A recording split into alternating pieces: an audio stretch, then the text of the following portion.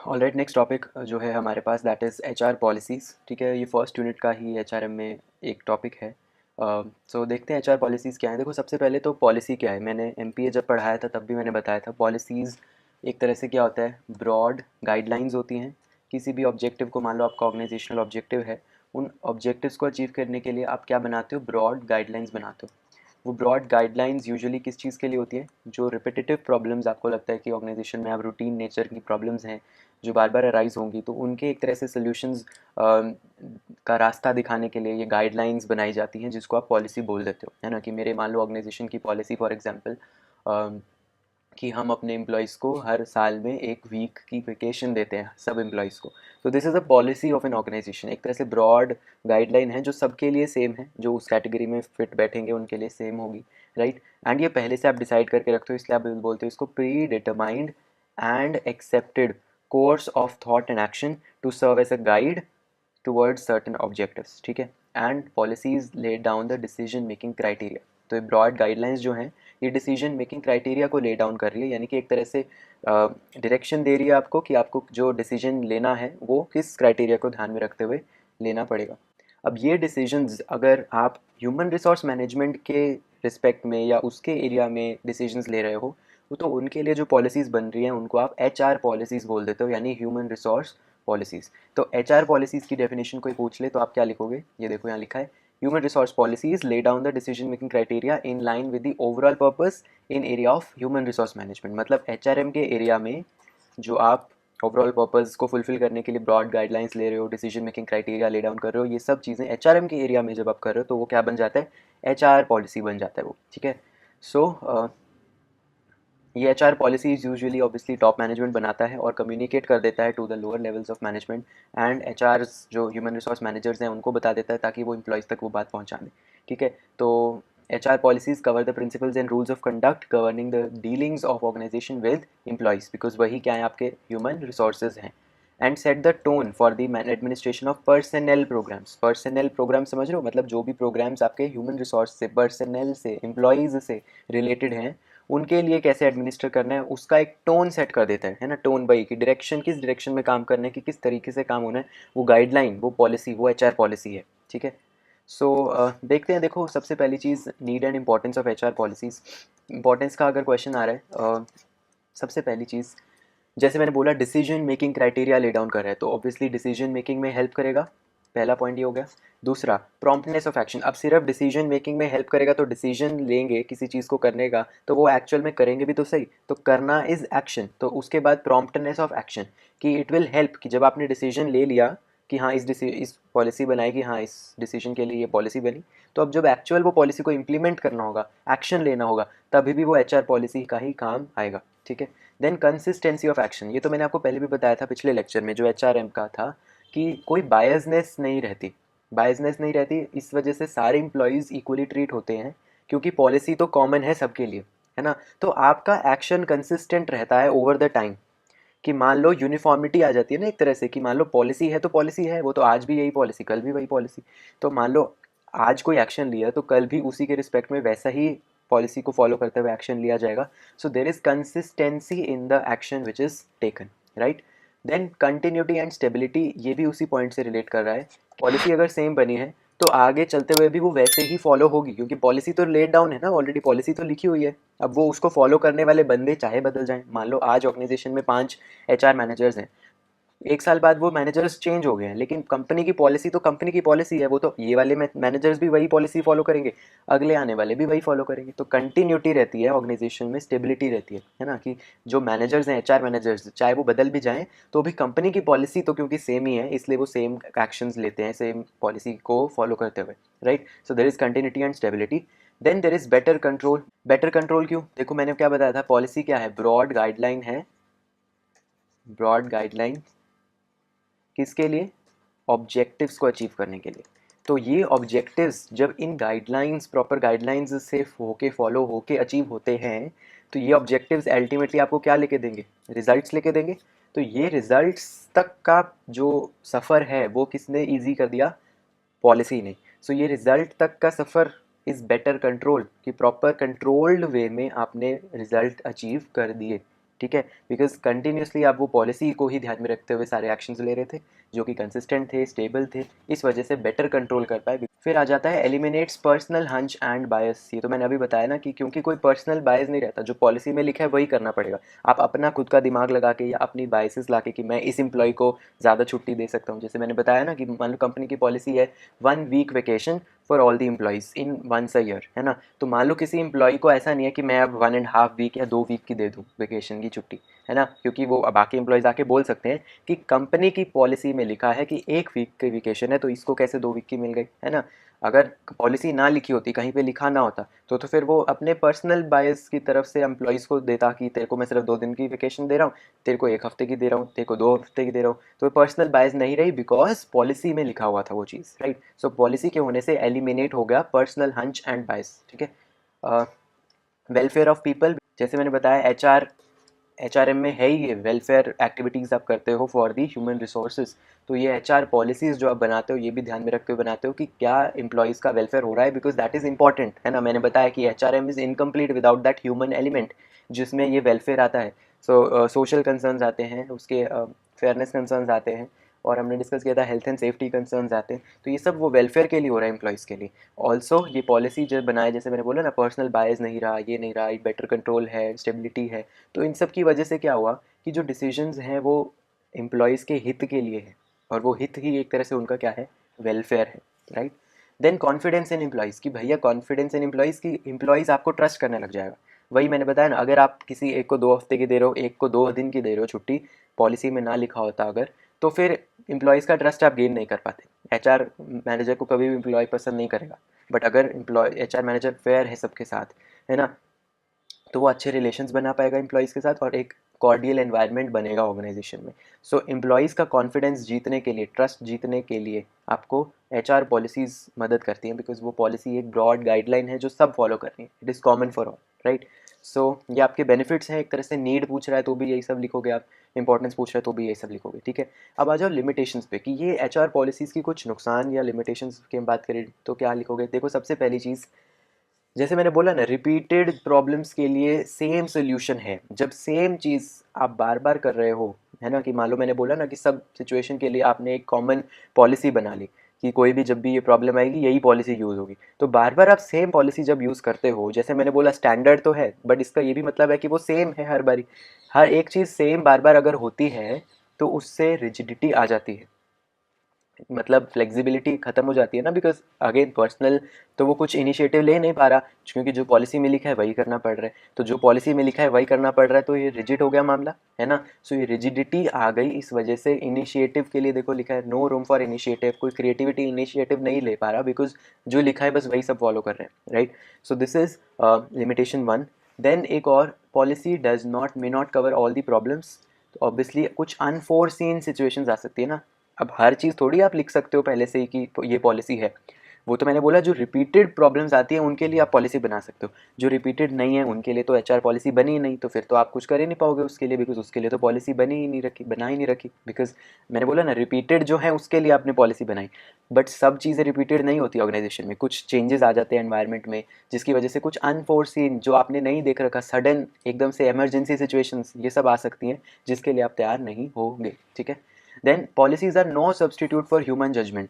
ठीक है, आपने लिख के तो दे दिया कि हाँ ऐसा आएगा तो ऐसे कर देना, बट हो सकता है उस सिचुएशन की कॉम्प्लेक्सिटी अलग है, या उस पर्टिकुलर सिचुएशन के सर्कमस्टांसेस थोड़े अलग हैं, या उनकी अलग डिटेल्स जो हैं एक्चुअल सर्कमस्टांस में क्या हो रहा है, वो हर यूनिक है ना, हर प्रॉब्लम आपस में यूनिक होती है, तो आप सेम सोल्यूशन सब प्रॉब्लम्स पे नहीं लगा सकते जो कि पॉलिसी लगाती है। तो ये एक उसका लिमिटेशन है कि हर यूनिक प्रॉब्लम के लिए ज़रूरी है थोड़े बहुत ह्यूमन जजमेंट हो, बिकॉज मान लो मेरे पास कोई प्रॉब्लम आ रही है, मैं उस पूरी प्रॉब्लम को देख के करूँगा, बट हाँ मुझे कोई बोल दे कि चाहे जैसी भी प्रॉब्लम है यही पॉलिसी लगेगी, तो फिर वो रिजिड मामला, जैसे मैंने बताया ना, रिजिड हो गया, तो वहाँ पे ह्यूमन जजमेंट खत्म हो गई कि आप यूज़ ही नहीं कर पा रहे। But it is not right, क्योंकि कई बार ह्यूमन जजमेंट सही भी होती है, बिकॉज हर सिचुएशन आपस में यूनिक है, और वो यूनिकनेस जो लिखी हुई ऑलरेडी पॉलिसी है वो तो देख नहीं सकती, तो सिर्फ ह्यूमन जजमेंट ही है जो वो यूनिकनेस को देख सकती है, जो कि आप यहाँ पे परमिट नहीं कर रहे हो पॉलिसीज़ में, राइट। देन पॉलिसी में नॉट बी एवर लास्टिंग, ये तो नहीं है ना कि आप ज़िंदगी भर एक ही पॉलिसी चला के रख सकते हो, because environment keeps changing, there is dynamic environment जहाँ पे सेम पॉलिसीज़ कभी भी काम नहीं कर सकती। आज जो पॉलिसी बनाई है वो एक साल बाद काम की नहीं रहेगी, because environment is dynamic, internal और एक्सटर्नल एनवायरनमेंट दोनों चेंजेस होते रहते हैं। इस वजह से उनकी लिमिटेशन, एक तरह से यूटिलिटी कम हो जाती है पॉलिसीज़ की, राइट। सो ये आप लिमिटेशंस में लिख सकते हो। एक आता है फॉर्मुलेशन ऑफ एचआर पॉलिसीज़, इसमें बहुत सारे स्टेप्स होते हैं कि क्या कैसे करते हैं फॉर्मुलेट, एक एचआर पॉलिसी बनाने के लिए क्या क्या स्टेप्स लेने पड़ते हैं, वो अभी हम डिस्कस करते हैं। तो एचआर पॉलिसी बनाने के लिए सबसे पहली चीज़ एक कमेटी सेटअप होती है, जो कि हेल्प करेगी वो एचआर पॉलिसी बनाने में। वो कमेटी कुछ स्टेप्स लेगी, वो स्टेप्स कंप्लीट करके वो एचआर पॉलिसी बन जाएगी, फॉर्मुलेट हो जाएगी, राइट। सो स्टेप्स देखते हैं। पहला स्टेप है प्रिलिमिनरी इन्वेस्टिगेशन। ये इन्वेस्टिगेशन का मतलब है बेसिकली सारी जगहों से डेटा कलेक्ट करना। वो डेटा किस तरीके का हो सकता है, जैसे होता है ना स्टैटिस्टिक्स में आपने पढ़ा था कि डेटा कोई भी तरीके का कैसे कैलकुलेट होता है। आप क्वेश्चनर्स यूज़ करते हो, आप इंटरव्यूज़ का यूज़ लेते हो, अदर मेथड्स का यूज़ लेते हो, फैक्ट्स एंड डेटा कलेक्ट करते हो which should be adequate, dependable, qualitatively superb, है ना, कि थोड़ा अच्छे क्वालिटी का डेटा, सफिशिएंट डेटा जिस पे आप रिलाई कर सको, रिलायबल डेटा, वो कलेक्ट करते हो। क्यों? क्योंकि अब पॉलिसी बनानी है तो पहले कुछ होना चाहिए ना डेटा आपके पास कि हाँ ऐसा ऐसा होता है, इसके बेसिस पे सोचते हैं कि क्या करना है। तो कुछ डेटा होगा ऑलरेडी, वही देख के आप डिसाइड करोगे कि कौन सी चीज़ जगह, कौन सी एरिया में पॉलिसी की रिक्वायरमेंट है, तभी देख के आप, वही देख के आप पॉलिसी एक्चुअल बनाना शुरू करोगे। तो शुरू में पहला स्टेप डेटा कलेक्ट करना है आसपास से, ठीक है। सो उस डेटा को कलेक्ट करते हुए कुछ फैक्टर्स का ध्यान रखना पड़ता है। ये 3 फैक्टर्स हैं वो। पहला फैक्टर है लेबर लेजिस्लेशन, कि भैया आपको लॉज देखने पड़ेंगे, है ना, कि चल क्या रहे हैं लॉज लेबर को लेकर, बिकॉज ये एचआर पॉलिसी बन रही है, याद रखो ह्यूमन रिसोर्स से रिलेटेड पॉलिसी बन रही है। तो ह्यूमन रिसोर्स में जो लेबर लेजिस्लेशन, लेबर लॉज हैं ऑलरेडी, उनको ध्यान में रखना पड़ेगा। तो पहले तो आप वो कलेक्ट करते हो लेबर लॉज का data. Then social values and customs, की आप देखते हो कि चलो एक्चुअल में लीगल लॉज हैं, कुछ सोशल नॉर्म्स भी होंगे, है ना, सोशल वैल्यूज़ कस्टम्स क्या चल रहे हैं, accepted code of behaviour of any community, ठीक है। जो पॉलिसी ऑब्वियसली वो ध्यान में रख के ही करेगी ना, ऐसे पॉलिसी जो है वो सब चीज़ें ध्यान में रख के बनती है, सब लोगों के सेंटिमेंट्स ध्यान में रखते हुए बनती है। तो सोशल वैल्यूज़ एंड कस्टम्स भी आपको पता होने चाहिए पहले से। सो एक वो बना के रखना पड़ेगा आपको डेटा उसका। देन एम्प्लॉयज़ की एस्पिरेशंस की, अब देखते हैं कि लॉ क्या बोल रहा है, सोसाइटी क्या बोल रही है, अब देखते हैं हमारे एक्चुअल बंदे क्या बोल रहे हैं, यानी कि एम्प्लॉयज़ की खुद की क्या एस्पिरेशंस हैं, क्योंकि जो पॉलिसी बन रही है वो यूज़ यही एम्प्लॉयज़ कर रहे हैं ना, उन्हीं पे लग रही है, लागू हो रही है। सो इन पे क्योंकि लग रही है, सो जो पॉलिसी बन रही है, पहली चीज़ इट शुड रिफ्लेक्ट कि टॉप मैनेजमेंट क्या चाहता है, secondly it should also reflect कि एम्प्लॉयज़ खुद क्या चाहते हैं। दोनों की जब नीड्स और एस्पिरेशंस एक तरह से मीट होंगी, वो उस जगह पे, उस पॉइंट पे पॉलिसी बनती है, राइट। सो ये 3 चीज़ें होंगी, एक तो लीगल वाला, एक सोशल वाला और एक एम्प्लॉयज़ का खुद का क्या चल रहा है, ठीक है। अब हो गया environment scanning, this is the second step, कि भैया डेटा चलो जो भी हमने कलेक्ट करना था करा, अब उसके लिए क्या करना पड़ेगा, एनवायरनमेंट स्कैनिंग करनी पड़ेगी। एनवायरनमेंट स्कैनिंग यानी कि जो आउटसाइड एनवायरनमेंट है प्लस जो अंडर इंटरनल एनवायरनमेंट चल रहा है, दोनों को एनालिसिस करना पड़ेगा। एंड अगेन आपको पता है एक्सटर्नल एनवायरनमेंट में क्या क्या आता है, social, political, legal, technological factors. And जो आपका इंटरनल एनवायरनमेंट है उसमें आपके स्ट्रेंथ्स, आपके वीकनेसेस, उसको आप एनालाइज करते हो। फिजिकल आपके पास क्या रिसोर्सेज हैं, human resources, organization structure, employees and management relations, organizational values, beliefs, ये सब इंटरनल एनवायरनमेंट है ना, कि अंदर का स्ट्रक्चर क्या है। एक्सटर्नल तो पता ही है आपको। सो ये आपको एनवायरनमेंट स्कैनिंग करके पता चलेगा, ठीक है। अब आप आ जाओ मेन चीज़ पे कि चलो अब हम बताएंगे कि किस एरिया में पॉलिसी बननी चाहिए, ठीक है। So this is identification of the policy areas, यानी कि जब आप पॉलिसी बना रहे हो तो ये चीज़ बहुत ज़रूरी है कि आप स्पेसिफाई करो कि किस जगह, किस एरिया में, किस फील्ड में पॉलिसी बननी चाहिए, क्योंकि पॉलिसी किसी भी तरीके की हो सकती है, एचआर रिलेटेड बहुत बहुत सारे एरियाज़ हैं। सो आपको किस जगह में ज़रूरत है एचआर पॉलिसी या कोई भी पॉलिसी बनाने की, वो एरिया आइडेंटिफाई करते हो आप पहले कि हाँ मेरे को इस एरिया में पॉलिसी बनानी है। तो जब आपने डिसाइड किया कि पॉलिसीज़ बनानी है, वो पॉलिसी 2 ग्रुप्स में आप डिवाइड कर सकते हो। एक तो है जो कि पॉलिसी फॉर्मुलेशन, मैनेजीरियल, जैसे मैंने बताया ना, मैनेजीरियल एरिया होता है, और दूसरा जो होता है वो ऑपरेशनल या फंक्शनल एरिया होता है, ठीक है। ये आपको मैंने फर्स्ट लेक्चर में भी बताया था कि जो मैनेजीरियल है, जैसे कि प्लानिंग, ऑर्गेनाइजिंग, डायरेक्टिंग, कंट्रोलिंग, ये सब ऑर्गेनाइजेशनल या फंक्शन में क्या हो जाता है, प्रोडक्शन, सेल्स, फाइनेंस, एचआर, ये सब आपके डिपार्टमेंट्स जो होते हैं ये फंक्शनल एरियाज़ होते हैं। सो किस एरिया में पॉलिसी बनानी है वो डिसाइड करोगे कि इन एरियाज़ में बनानी है, इन एरियाज़ में बनानी है, किस में बनानी है, ठीक है। वो एरिया जब डिसाइड हो जाएगा, देन आप आगे फर्दर उसका स्टेप कुछ लोगे, ठीक है। नेक्स्ट आता है एनालिसिस ऑफ ऑल्टरनेटिव पॉलिसी, कि अब आपने डिसाइड किया मेरे को इस एरिया में बनाना है, अब आप डिसाइड करते हो कि चलो मैं किस किस टाइप की पॉलिसीज़ इस एरिया में बना सकता हूँ, कि मेरे पास ऑप्शन 1 है, ऑप्शन 2 है, ऑप्शन 3 है और ऑप्शन 4 है। तो आप सब ऑप्शंस को एनालाइज करते हो कि हाँ 1 वाले के ये बेनिफिट्स हैं, ये इसके डीमेरिट्स हैं, मेरिट्स एंड डीमेरिट्स। जो 2 वाले हैं इसके मेरिट्स ये हैं, इसके डीमेरिट्स ये हैं, 3 वाले के मेरिट्स ये हैं, डीमेरिट्स ये हैं, सबके आप मेरिट्स डीमेरिट्स क्या फ़ायदे हैं क्या नुकसान है वो पता करते हो, ठीक है, वो एनालिसिस करते हो, प्लस उसकी टेस्टिंग होती है। पॉलिसी कभी भी बिना टेस्टिंग के नहीं बनती है ना, तो एनालिसिस में आपने टेस्टिंग ज़रूर करके देखनी है। टेस्टिंग जब आप करोगे उसके साथ आपका सजेशंस या फीडबैक आता है, ये सजेशन या फीडबैक कंप्लीट करता है आपके एनालिसिस को, है ना। तो ये कंप्लीट मिलके आपका क्या बन जाता है, एनालिसिस बन जाता है। किसी भी पॉलिसी का एनालिसिस यानी उसके मेरिट्स डीमेरिट्स, उसकी टेस्टिंग और उसके सजेशंस या फीडबैक, ये तीनों चीज़ें आती हैं। उसके बाद पार्टिसिपेशन ऑफ लोअर लेवल्स की, अब आपने टॉप मैनेजमेंट सोच रहे हैं ना कि अब ये सब बनाना और क्या करना है। अब आप देखते हो कि भैया सिर्फ टॉप मैनेजमेंट अपना बोल तो नहीं देगा, थोड़ा बहुत लोअर लेवल्स जिन पे काम है उन पे भी उनसे पूछ लेना चाहिए थोड़ा बहुत कि है ना वो क्या चाहते हैं। सो आप पार्टिसिपेशन करवाते हो लोअर लेवल्स की भी कि वो क्या चाहते हैं, ठीक है। यहाँ पे कम्युनिकेशन दो तरीके के होते हैं। एक तो जैसे मैंने बताया टॉप मैनेजमेंट ने पॉलिसी बनाई और सीधा एम्प्लॉयज़ को बता दी, दिस इज़ डाउनवर्ड कम्युनिकेशन, क्योंकि टॉप मैनेजमेंट ने बताया और नीचे पहुँचा दिया। बट सीधा पहुँचा दोगे तो एम्प्लॉयज़ बोलेंगे हम मानते ही नहीं इस पॉलिसी को, है ना। तो थोड़ा बहुत उनका इनपुट लेना ज़रूरी है, तो इसे बोलते हैं अपवर्ड कम्युनिकेशन, कि जब एम्प्लॉयज़ थोड़ा बहुत इनपुट देते हैं टॉप मैनेजमेंट को कि हमारी सुन लो, थोड़ा बहुत ऐसे कर लो, सजेशंस दे देते हैं, है ना। तो वो होता है एक तरह से अपवर्ड कम्युनिकेशन। इसका मौका दिया जाता है किसको, एम्प्लॉयज़ को, कि हाँ वो टॉप मैनेजमेंट तक अपनी बात रख सकें, ताकि बाद में वो ये ना बोले कि हमें तो कंसिडर ही नहीं किया गया, हमसे तो पूछा ही नहीं गया, बिना हमसे पूछे पॉलिसी बना ली, है ना। सो इससे दो फ़ायदे होते हैं कि देखो टू मेजर बेनिफिट्स, कि जब लोग पार्टिसिपेट करेंगे तो पहला बेनिफिट कि जो पॉलिसी बनेगी वो रियलिस्टिक होगी, है ना, कि कुछ भी नहीं है कि कुछ भी बना दिया टॉप मैनेजमेंट ने, बिकॉज अल्टीमेटली वो बोलेंगे ना कि अब तो आपने खुद ने भी थोड़ा बहुत सजेशंस दिया था, आपकी भी सुनी थी हमने, तो रियलिस्टिक पॉलिसी बनेगी। दूसरी चीज़, ये पॉलिसी क्योंकि जो एक्चुअल इम्प्लीमेंट होनी है वो उन्हीं पे होनी है ना, तो एक्सेप्टेबिलिटी आ जाएगी, बिकॉज अल्टीमेटली उन्हीं पे लागू होनी है, तो जब तक वो एक्सेप्ट नहीं करेंगे पॉलिसी को तो फ़ायदा ही नहीं है। सो ये एक्सेप्टेबिलिटी लाने के लिए दूसरा बेनिफिट हो जाता है कि हाँ हम उनसे भी थोड़ा बहुत पार्टिसिपेशन करवाते हैं। नेक्स्ट स्टेप आता है अप्रूवल ऑफ टॉप मैनेजमेंट की। अब अपवर्ड कम्युनिकेशन हो गया, टॉप मैनेजमेंट तक सबकी बातें पहुंची क्या करना है। अब टॉप मैनेजमेंट अप्रूव करते हैं कि हाँ चलो ये बोल रहे हैं ऐसे करना है, हम मान लेते हैं, ठीक है कि ऐसे ही करना है। सो वो अप्रूवल देते हैं कि हाँ जो आपने बोला था वो मान लिया है हमने। उसके बाद उस टॉप मैनेजमेंट का जो एक तरह से बोलते हैं ना एचआर मैनेजर, उस टॉप मैनेजमेंट वाले में बैठा होगा मीटिंग में, तो वो एचआर मैनेजर को वो बता दिया जाता है कि हाँ अब ये पॉलिसी हम बना रहे हैं। तो एचआर मैनेजर को बता दी जाती है बिकॉज उस कमेटी का जिस पे वो पॉलिसी बन रही है, वो कमेटी का स्पोक्समैन वो एचआर मैनेजर है, बिकॉज अल्टीमेटली वही एचआर मैनेजर ही जाके एम्प्लॉयज़ को बताता है, बिकॉज ये उसी का काम है ना, एचआर मैनेजर का काम है ह्यूमन रिसोर्सेज से रिलेटेड काम करने का। सो टॉप मैनेजमेंट के अप्रूवल के बाद एचआर मैनेजर तक वो बात पहुंची एंड वो उन तक वो पहुंचा देगा कि हाँ एम्प्लॉयज़ तक वो बात पहुंची कि पॉलिसी क्या बनी है। अब ये पॉलिसी जब बन गई, लागू भी हो गई, मतलब पहुंच गई, तो उसके बाद लागू होना बाकी है, this is called implementation of policy. ये पॉलिसी जो बनी है वो एक्चुअल में इम्प्लीमेंट भी होगी, बिना इम्प्लीमेंट किए तो क्या ही मतलब है ना, कि लागू हो गई पॉलिसी।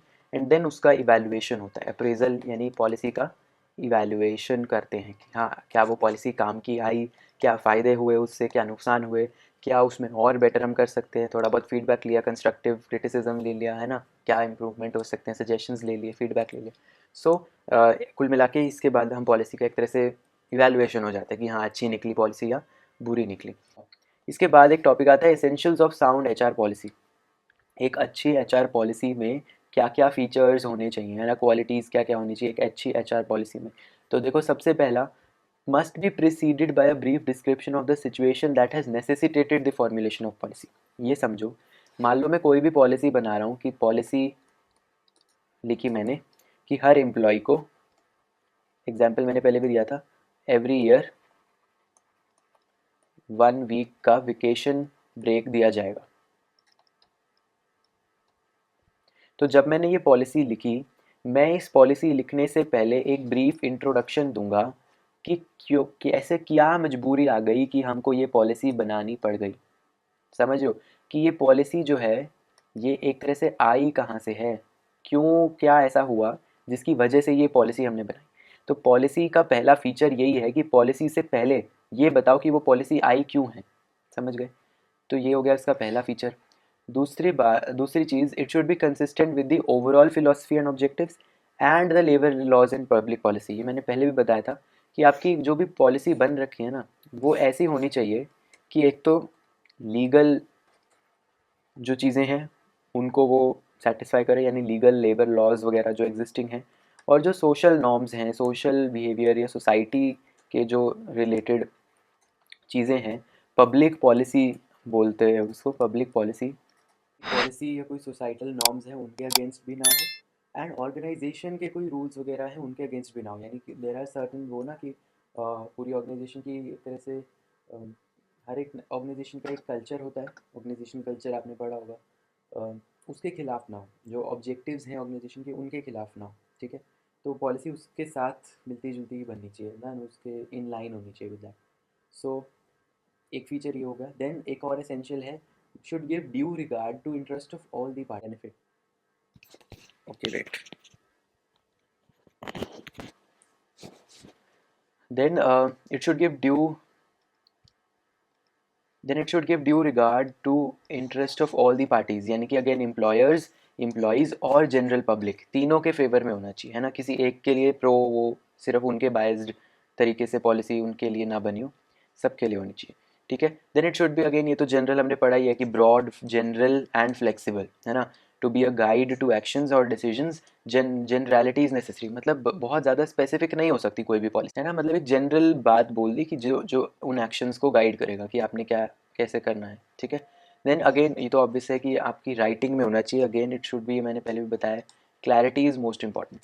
क्लियर होना चाहिए कि क्या बोलना चाह रहे हो, यानी कि एम्बिग्विटी ना हो बिल्कुल, कि पता ही नहीं है, क्लैरिटी, कन्फ्यूजन नहीं तो आएगी, राइट। कन्फ्यूजन नहीं होनी चाहिए किसी भी पॉलिसी को लेकर, ठीक है। And then again it should reveal कि क्यों बनाई है, इंटेंशन भी दिखना चाहिए उसके पीछे, कि टॉप मैनेजमेंट का ये इंटेंशन था, इस वजह से ये पॉलिसी लाई जा रही है, ठीक है। देन अगेन एक और लास्ट पॉइंट ये है, it should be flexible, because again मैंने पहले भी बताया पॉलिसी का लिमिटेशन है कि वो रिजिडिटी लाती है। तो policy should be flexible enough कि थोड़े बहुत इधर उधर बेंड कर सकें आप उसको as per the situation, because her situation unique है, एनवायरनमेंट डायनेमिक है, इसलिए जब तक पॉलिसी फ्लेक्सिबल नहीं होगी तब तक वो किसी काम की नहीं रहेगी, ठीक है। इसके बाद एक और चीज़ आप एक मिनट, हाँ, एक और इसमें आता है कि पॉलिसी, अगेन मैंने बोला ना, बायस्ड नहीं होनी चाहिए, बायस्ड नहीं होनी चाहिए, यानी कि it should be just, just यानी जस्टिस वाला just, just fair and equitable to internal as well as external groups, based on consistency in treatment to all employees without any favouritism, biasness नहीं होनी चाहिए या discrimination. HR policy should recognize individual differences and respect human dignity, this is very important, ठीक है। Then policy should be reasonable and capable of being executed, यानी कि realistic होना उसका बहुत ज़रूरी है, क्योंकि अगेन जब तक रियलिस्टिक ही नहीं है तब तक कोई फ़ायदा नहीं है उसका, बिकॉज वो आप इम्प्लीमेंट ही नहीं कर पाओगे, right. Then you have participation in policy formulation leads to, कि जब भी कोई पॉलिसी बन रही होती है तो एम्प्लॉयज़ को और मैनेजमेंट को दोनों को पार्टिसिपेशन करना है उसमें, क्योंकि अगर सिर्फ मैनेजमेंट कुछ भी पॉलिसी बना के एम्प्लॉयज़ तक पहुंचा देगा तो एम्प्लॉयज़ में वो एक्सेप्टेबिलिटी नहीं आएगी, they will not accept it, because they will be like आपने बनाया और हम सुन लेंगे, ऐसे थोड़ी होता है। तो थोड़ा बहुत कंट्रीब्यूशन, थोड़ा बहुत इनपुट एम्प्लॉयज़ का भी लेना चाहिए, बिकॉज उनके लिए इवेंचुअली वो पॉलिसी बन रही है, तो जब तक वो कंट्रीब्यूशन नहीं देंगे उन्हें लगेगा कि ये क्या ही पकड़ा दिया पॉलिसी हमको, राइट। सो पार्टिसिपेशन उनका ज़रूरी है। देन अगेन पूरी पॉलिसी बन गई बट उसका एंड में रिव्यू करना इज़ वेरी इंपॉर्टेंट, कि थोड़ा इवैल्यूएशन हो जाता है उसका कि हाँ कितनी अच्छी है कितनी नहीं है, तो एक तरह से फॉलो अप है ये, है ना। तो follow up is very important, ताकि पता लग सके कि जो बनाया था वो एक्चुअल में काम भी आ रहा है या नहीं, कितना इफेक्टिव है। एंड अगेन थोड़ी धीरे धीरे जैसे थोड़े बहुत चेंजेस आते रहते हैं तो उस हिसाब से वो पॉलिसी आप थोड़ी बहुत चेंजेस उसमें ला सकते हो, सो या नई पॉलिसी बना सकते हो। So this is very important कि आप फॉलो अप उसको करके चलो, नहीं तो वो आउटडेटेड हो जाएगी, है ना, किसी काम की नहीं रहेगी, और फिर फ़ायदा ही क्या है पॉलिसी बनाने का। जो टॉपिक आता है हमारे पास, that is policies in various HR areas. देखो जैसे मैंने बताया, ह्यूमन रिसोर्स मैनेजमेंट जो है वो एक ऑर्गेनाइजेशन के बहुत सारे एरियाज़ में फैला हुआ है एक तरह से, बिकॉज ये जो काम है ये हर एरिया में एक तो रिक्वायर्ड है, एंड सब एरियाज़ में अलग अलग तरीके की पॉलिसीज़ बनती होंगी। तो बेसिकली अब हम यही पढ़ेंगे कि अलग अलग HR एरियाज़ जो हैं उनमें क्या क्या तरीके की पॉलिसीज़ बनती हैं, ठीक है। एग्जाम्पल्स के तौर पे हम बेसिकली समझेंगे। देखो सबसे पहले है acquisition policies.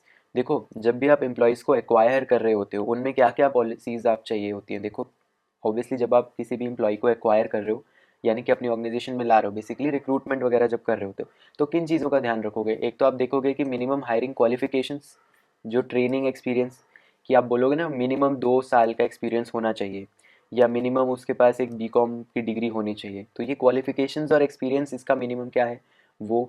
Then preferred sources, कि आप कौन सा सोर्स ऑफ रिक्रूटमेंट लेना चाहते हो, है ना। कि देखो सब एक्विजिशन पॉलिसीज़ हैं ये, मतलब जब भी एम्प्लॉयज़ एक्वायर कर रहे होते हैं तब इनकी रिक्वायरमेंट होती है ना।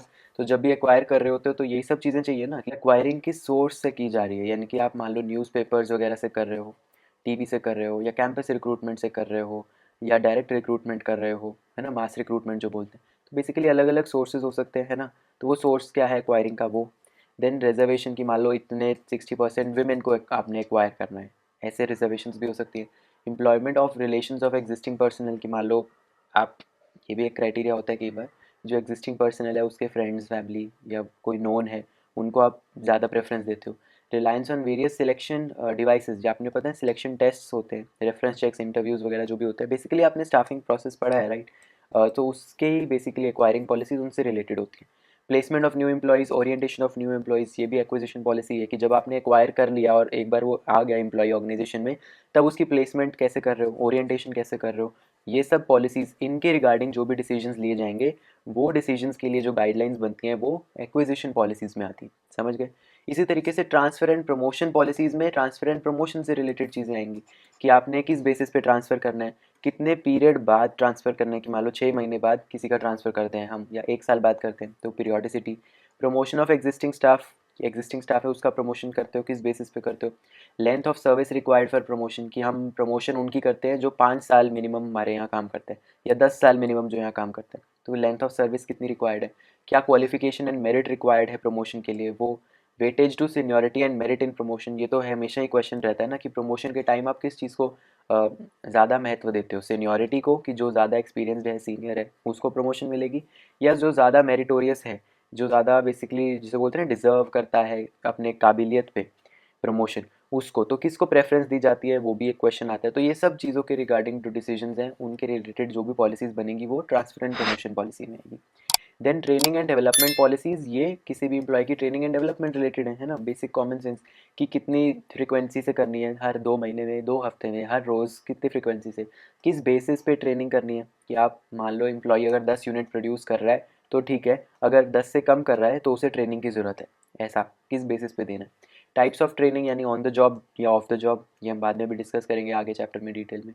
प्रोग्राम्स ऑफ एग्जीक्यूटिव की क्या क्या प्रोग्राम्स हैं ये भी आगे डिस्कस करेंगे। करियर एडवांसमेंट कैसे करना है, बेसिकली ये डेवलपमेंट पॉलिसी में आता है कि किसी भी एम्प्लॉय का करियर एडवांसमेंट, यानी कुछ ऐसी चीज़ें प्रोग्राम्स आप डेवलप करवाते हो अपनी ऑर्गेनाइजेशन में कि जिससे आपकी एम्प्लॉयज़ का पोटेंशियल इंक्रीज़ होता है, उनके करियर प्रॉस्पेक्ट्स में डेवलपमेंट आता है, ठीक है। तो उन सब रिलेटेड जो भी पॉलिसीज़ बन रही है वो इसमें आ जाएगा। देन कॉम्पनसेशन पॉलिसीज़, कॉम्पनसेशन से रिलेटेड कि उनको क्या रेम्यूनरेशन मिल रही है, यानी वेजेस एंड सैलरीज मिनिमम कितनी है, किस मेथड से वो पेमेंट होगी। इंडिविजुअल इंसेंटिव प्लान्स क्या है, फाइनेंशियल भी नॉन फाइनेंशियल भी, क्या क्या प्लान्स हैं। ग्रुप इंसेंटिव प्लान्स क्या हैं।